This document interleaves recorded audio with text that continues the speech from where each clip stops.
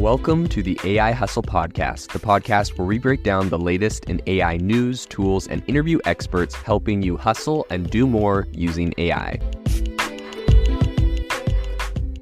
If you've been following the podcast for a while, you'll know that over the last 6 months, I've been working on a stealth AI startup.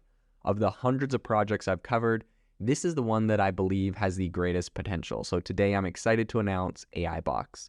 AIBox is a no-code AI app building platform paired with the App Store for AI that lets you monetize your AI tools. The platform lets you build apps by linking together AI models like ChatGPT, Midjourney, and 11 Labs. Eventually will integrate with software like Gmail, Trello, and Salesforce, so you can use AI to automate every function in your organization. To get notified when we launch and be one of the first to build on the platform, you can join the waitlist at aibox.ai. The link is in the show notes. We are currently raising a seed round of funding. If you're an investor that is focused on disruptive tech, I'd love to tell you more about the platform.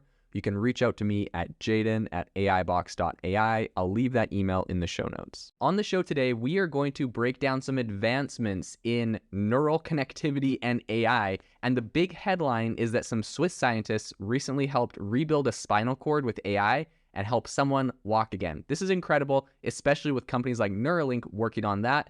And on that note, Neuralink also has some news, the fact that they just got the FDA green light to continue their first in-human clinical study. So we're going to break down the controversy around all of this, the incredible news, the wins, and what is happening in AI, science, and neural connectivity today. So the first big thing, like I said, is that scientists in Switzerland recently helped a man by the name of Gert Jan Oskam, who he's been paralyzed from the waist down for over 10 years. And they've helped him to regain control over the lower half of his body with AI. And if you've been listening to the podcast for a while, you have probably inevitably heard me talk about mind reading AI that has come out a while ago, right? Essentially, they put your head, they put you under an fMRI scanner. They scan your brain while you're thinking thoughts.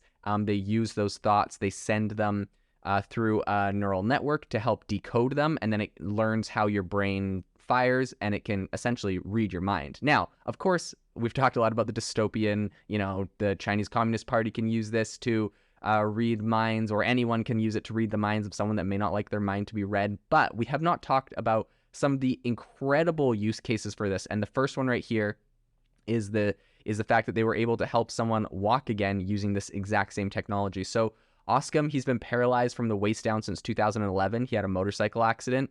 And so the scientists, what they found a way to do is actually to create a digital bridge between his brain and his spinal cord. So essentially, they're bypassing an injured section of his spine, which is now allowing him to walk again. As you know, for people that have spinal injuries, oftentimes they will go, they won't be able to move their legs or anything below their waist. And that is due to damage in the spinal vertebrae. So the researchers, essentially, they captured his thoughts, and using the same kind of AI thought decoder that I've talked about in the past, they were able to translate his thoughts into spinal cord stimulation, and they were able to reestablish voluntary movement. And I think what's even better than just that is the fact that he's also shown signs of neurological recovery. So pretty much being able to walk on crutches with the implants turned off. I think, being able to do this, it's helping to stimulate different parts of his brain and helping to retrain his body in a way that was never possible before. I think this is really amazing, and I'll break down exactly how this device works. So essentially, the first thing they do is they have an implant implanted into your brain over the semimotor cortex, and it collects the signals for the movement, right? So he's thinking, I would like to move this leg, I would like to move that leg. He's imagining walking. So they're collecting those signals. There's then an antenna, which is attached to the top of his head, not like a giant, antenna, but a piece of metal attached to the top of his head that transmits a signal. And of course, this whole thing is not, it's not on the cloud. It's not Internet of Things. This isn't talking to a server. So he actually has to wear a backpack. And in the backpack, he has, it's essentially a portable base station and processing unit for all of this AI. It's running right there. And so the antenna transmits to the brain-spine interface, and it converts the signals into stimulation commands. So the AI is essentially reading his mind, and it's sending the commands are then transmitted to an implant pulse generator. So the implant pulse generator is attached to his spine, and it's an implanted 16 electrode paddle, which essentially just generates targeted epidural electrical stimulation. So it's, I don't know if this is 100% accurate, but in my mind, how this works, if you've ever used those like electrode, they're like little gel things that you stick on your like muscles, your arms, and then it electrocutes it, and it like your arms essentially involuntarily like move.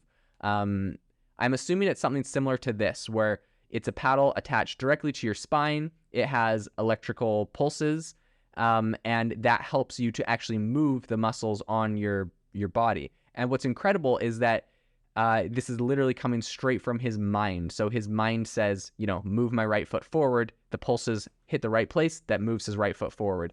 So this is absolutely incredible. I think more incredible is the fact that even without this, it's like it's like fixing things in his body so that he's actually able to do this even without the unit on all the time. And of course, a lot of people have said a lot of dystopian things, but reading people's reactions to this, there was someone that, I don't know, I thought it was pretty interesting. He said, my quadriplegic friend died recently. He was coming home from a high school graduation party when a car hit him and broke his back. He's lived in a wheelchair for his life. Nothing else below his neck worked. He was super funny. I always remember him, right? Reading a story like this really just makes me think of the fact that, like, there are so many people that this technology is going to incredibly improve their life. So many people have lived their lives, with these injuries and had no hope, no solution. And I think this is a really, really incredible technology. Seeing this has honestly made me more bullish on projects like Neuralink than anything else. In the past, I've called Neuralink and all of these mind-reading technologies very creepy. I'm, all for AI, but I feel like sometimes it crosses the line. But when you see a use case like this, you can't help but think, like, what an incredible advancement in technology. So on that note, we have some big news out of Neuralink, and that is the fact they just tweeted today. They said, we're excited to share that we have received the FDA's approval to launch our first in-human clinical study. This is a result of incredible work by the Neuralink team in close collaboration with the FDA, and it represents an important first step that will one day allow our technology to help many people. Recruitment is not yet open for our clinical trial. We'll announce more information on this soon. So, as you know, I don't know if you follow this too closely, but there's a lot of, I guess, negative sentiment around Neuralink. It's kind of one of the first ones where people are like, I don't want to implant in my brain.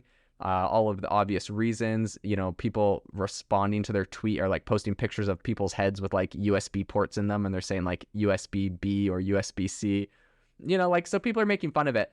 And it's to be honest, I would say it's pretty overwhelmingly negative. People are saying like, memes about people trying to sleep and then like their brain starts playing a bunch of ads and stuff like that. And in addition, there was another news story, which I'm not sure how accurate it is. Someone shared, but allegedly Neuralink has killed about 1,500 animals, including more than 280 sheep, pigs, and monkeys following experiments since 2018. So, a lot of people are talking about the fact that since they have been testing this, animals have died in their testing and whatnot.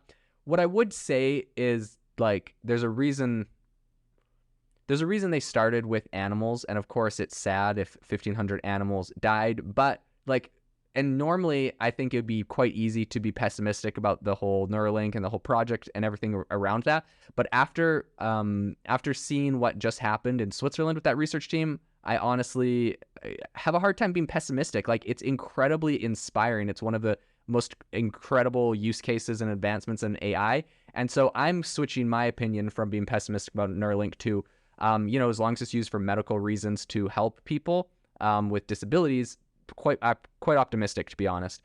Yes, it is sad that there has been, 1,500 animals have died. I would say the reason that they did these experiments on animals is because they knew that they were risky. They're implanting something into your brain and they had to get it right. There's a lot of different things that had to go into that. Now, I will say that there would appear to be two separate ways to go about this problem. And I've listened to other companies as well that are talking about this.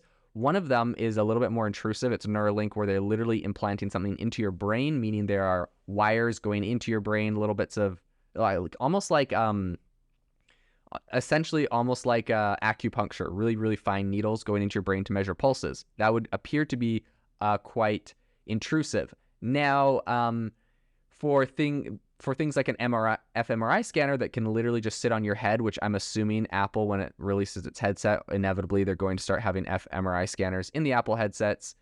Meta has all but said that they will do that eventually. They said they would like to start getting fMRI data to be incorporated into VR. So, I mean, that's just how they're going to do it. So that is a less intrusive way of doing this, right? You can just have a scanner scanning your brain. And I've also heard of other companies that have something more like saran wrap that just lays on top of your brain that can be pulled off. So there are a lot less intrusive ways to do this than the implant, which it would appear Neuralink is doing. So I'll be interested to see what technology and company finds the most success, because inevitably I feel like if someone could wear maybe like a headset, a VR headset, for example, and use that in connection with the Swiss scientist technique, so it's you're able to walk just using that. I think a lot of people would opt for that versus a surgery that goes into your brain.